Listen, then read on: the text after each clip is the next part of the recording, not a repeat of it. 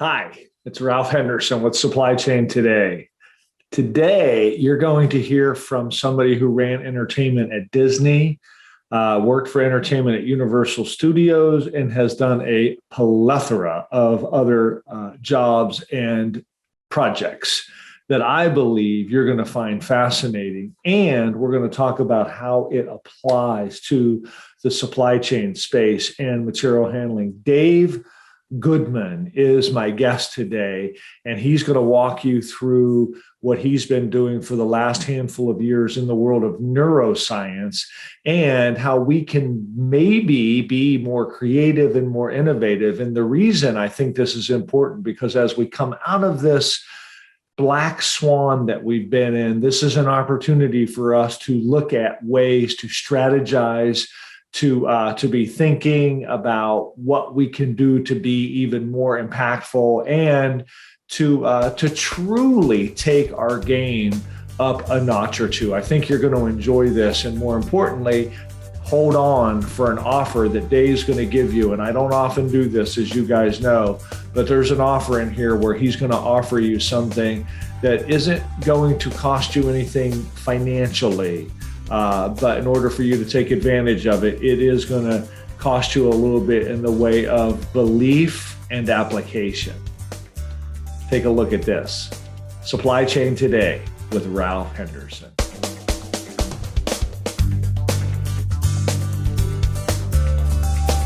Welcome to Supply Chain Today with Ralph Henderson.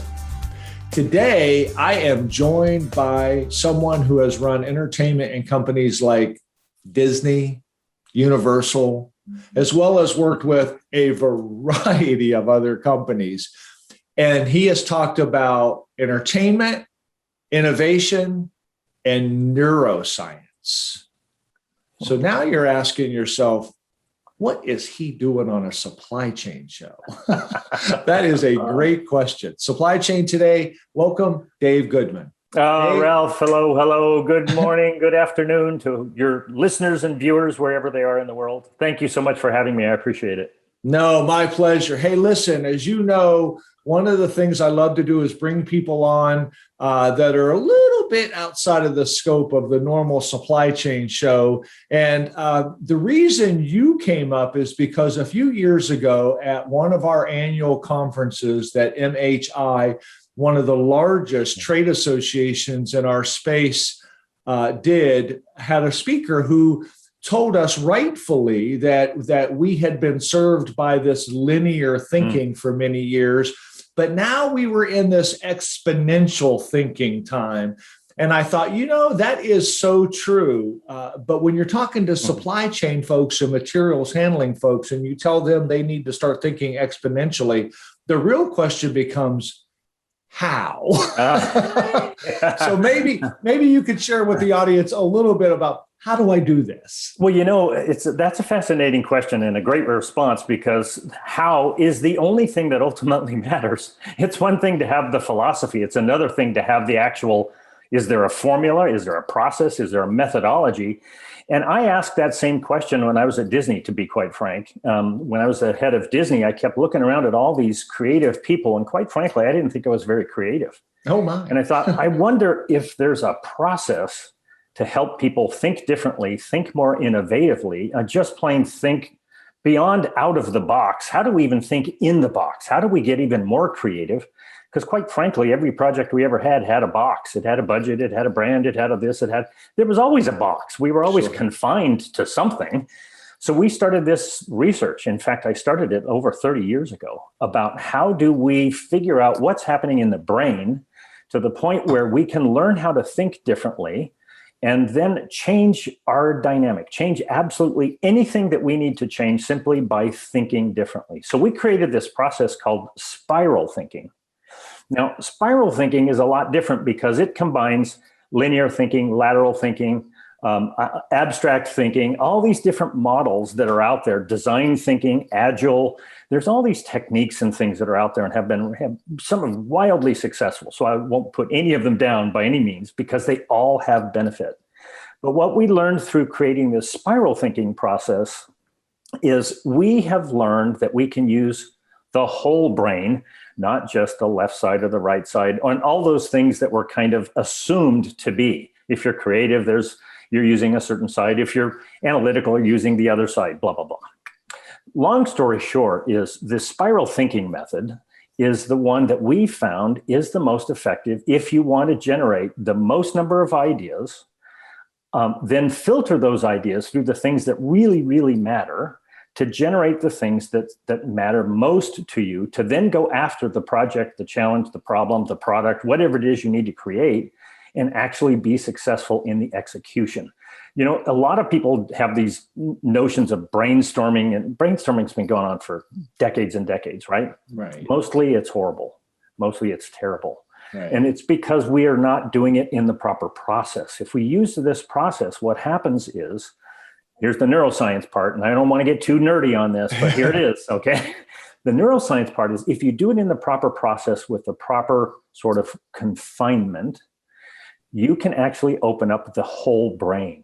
The whole brain starts to fire. And we've proven this through MRI, fMRI, and all kinds of stuff, is that when you start firing the entire brain, all kinds of things change. Well, and what I like about what you're talking about, and this is really what attracted me to you and your process, two things. One, you have a process. And in supply chain and material handling, that's important. You know, we want to know, you know, what's step one, what's step two, and you know, and again, that has served us well. And it really is good for us to be able to do, because obviously we want to be able to replicate it. You know, we want to build on things. So that was number one. Number two was how it does connect, because I'm known as the dot connector, right? And what that means is, you know, I'm trying to connect sales and marketing and executives and business development, because at the end of the day, we all come together to create this really profitable, powerful product or service that we do. It's just that we need to do it in concert with one another. And that's what I like about your spiral technique, is that it to me, it feels like it does all of those things that I keep talking about, but I like how you're doing it with the process. And you have something, and I like this. You talk about, you know, let's not go back to normal, you know, let's go to this extraordinary. Talk a little bit about that, and maybe on the other side of the break, we'll get more into it. But for now, just talk a little bit about why not normal and why this extraordinary thing. Yeah, you know, this COVID thing, this pandemic, global pandemic, has been really painful. I was working at Expo 2020 in Dubai at the same time, and that whole thing shut down for a while. And you know, the difficulty here is that we've all been through it, and we've all experienced loss, we've experienced financial issues and business problems. But going back to a normal, or even a new version of a normal, is not going to be able to get us ahead. You know, if you look at American innovation, over 90% of CEOs say innovation is their top issue going forward, but only 60-some% even have an innovation strategy. They don't even have a means by which they can get at it. So the percentages are low. So if you start thinking about the importance of innovation and creativity in decision-making, in how you're going to do business in the 21st century going forward, we need to take a few more risks. Now, risk management in the supply chain world, it's like, that's the dirtiest word, right? Well, that and maybe not profitable or inefficient. So you put all those together and it's really bad. Right. But the truth of the matter is, if we don't start taking some larger leaps, these incremental steps of success don't get us anywhere. And they take a huge amount of time, huge amount of manpower, and usually a lot of resources. We're saying, forget the leap of faith, take a leap of belief and start to believe that what you're doing has been vetted properly. So you've got real, true, calculated risk. Now, I'll admit I'm an optimist first, and I'm a risk taker because I'm an optimist. Because I believe that we have done the due diligence to do the work, to do the thinking process, to get through all the ideas, to vet them properly against filters. And there's a kind of a fun graphic we'll put up here that shows the whole spiral thinking process, so that you can see it. But when you've done that and you've taken those risks, you've taken those steps to identify all the ideas, the risks are minimal. Why? Because you've also identified all the potential problems up front. And you attack those problems first thing. I used to say to my staff, bring me all the problems first thing in the morning, because the rest of the day I want to have some fun. I want to enjoy the rest of the day. Bring me all the bad news. Well, and look, at the end of the day, supply chain executives, professionals, people that are running these companies, the marketing folks, they know that all of these organizations that we look at, admire, and aspire to, they've gone through some of this, right? I mean, they have, and look, I know we talk about failure and it's easy to talk about, but it's hard to go through. Sure. But at the end of the day, there is something to be said for belief and risk. And I love the new extraordinary. I love the mind share. I kind of like, how you're bringing all that together. And after the break, I want to ask you some pointed questions on some of this stuff so we can get right into the weeds and help this audience get a little bit more information, but also more of a direction. Is that good? You got it. Perfect. All right. So we will be right back on Supply Chain Today with Ralph Henderson. Is it worth 20 minutes of your time to truly understand how trade shows and webinars fit with your business development? Follow this link and Ralph will get you a long way down the road and show you that your next webinar or trade show can be profitable rather than just a questionable expense. Welcome back to Supply Chain Today with Ralph Henderson. I'm joined today by Dave Goodman, and we're talking about things like the new extraordinary and spiral thinking and exponential thinking. And these are all things in the supply chain and materials handling space that I believe coming out of a black swan are the ideal times to be talking about things like this. So I would encourage you to look more into this, look more into what Dave is doing. And now we're going to dive into some of the things that Dave and his team are doing and have done that I think you're going to want to know about, and let him give us some more information. So Dave, you talked about the mind share network and spiral thinking, and we did show the audience the process for this, as well as the new extraordinary. So let's talk about how all that comes together and how somebody in the materials handling space or the supply chain space might be able to apply this. Yeah, absolutely. So let's look at the spiral thinking piece, because I really want to help you understand the process. Perfect. So if you sit down with your core team, whoever that is, and they should be very mixed and very diverse, by the way, sit down with that team and start to talk about what are the either problems you're trying to solve, some kind of a challenge you'd like to give to the team or to your industry, or a product you'd like to create, anything that is out there that really matters to you. Then you sit down and you establish these, what we call pillars, these foundational pillars. And it goes beyond the mission and vision statements of your company. Forget those, throw those away for now. And really sit down, and it talks about what does it take to build good business relationships? What's your work environment like? I mean, let's face it, employees are disengaged. According to Gallup, around 75% or more employees are disengaged at work. That means if you're in a meeting with 3 of your employees, they don't care. So how are you going to fix that work environment, particularly now in a post-COVID world when some people want to work virtually and some people want to work in the office, et cetera, et cetera. So work environment's critical. What are your guiding principles? What's your culture like in your company? What are your true business goals for not just the short term, but midterm and long term? What are the talent, skills, and aptitudes that you have? And how do you communicate? How do you really communicate in this company? You'll see this in some toolkits and things which we have on our Mindshare Network website, which, by the way, and I want to talk about that. That's a great segue. Okay, perfect.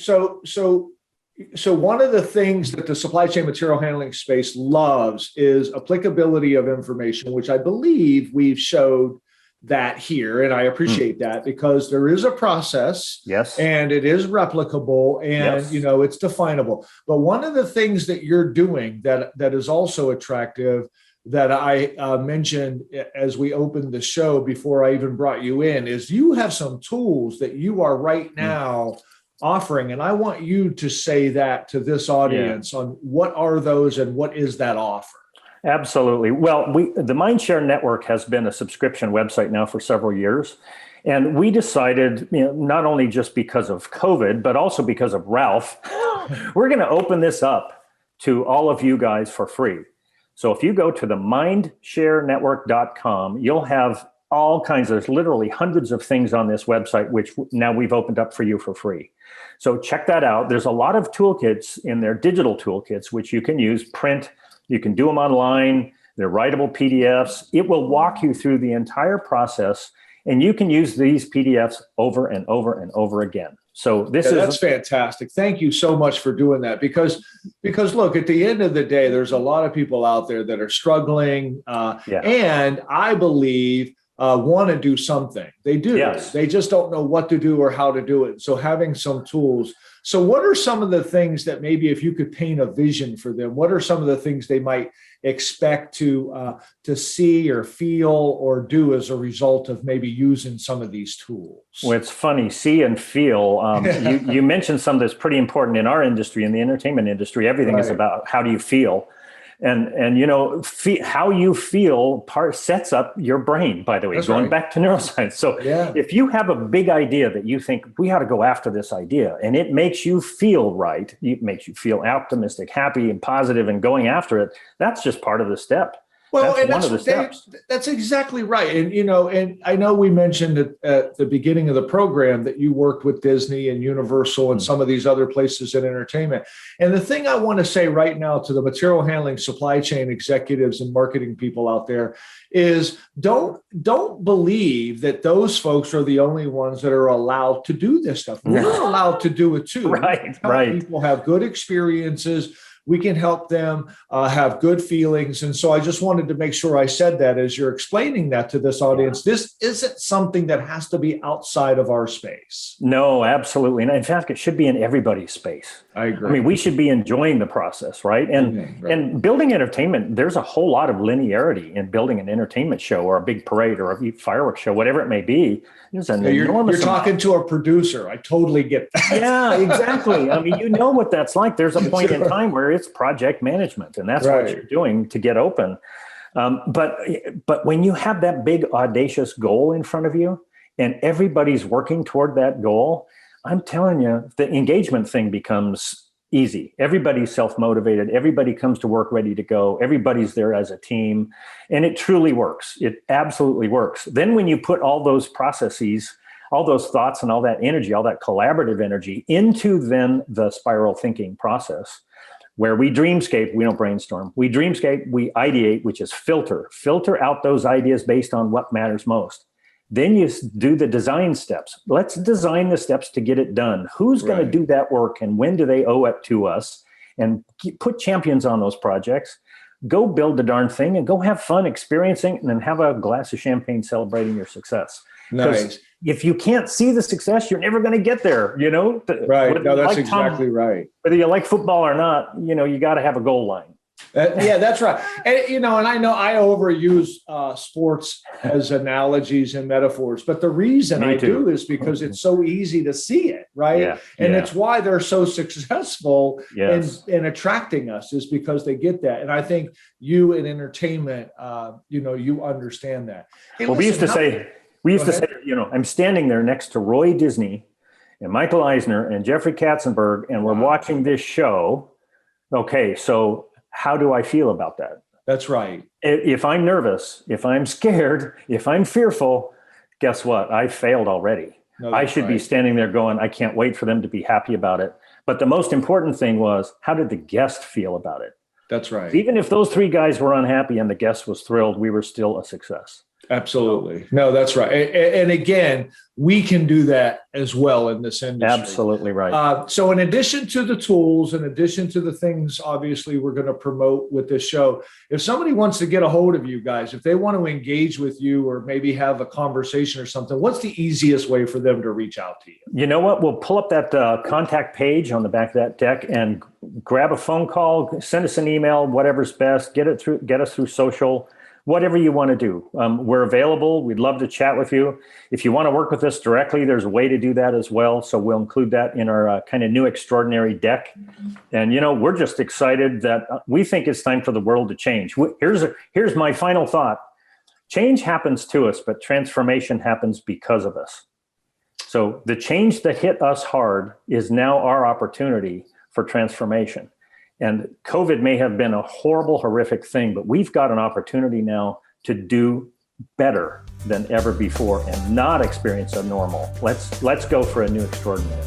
And Dave, I could not agree more. That's a great way to end this speech, because at the end of the day, every time this country's gone through one of these black swans, we've come out of it better than we went into it. And it's because of people like you, organizations like yours, processes like what you're doing. I look forward to this industry taking advantage of this. Thank you so much for your time. It's been an honor to be here. Thank you, Ralph. I appreciate it. My pleasure. And that is Supply Chain Today with Ralph Henderson.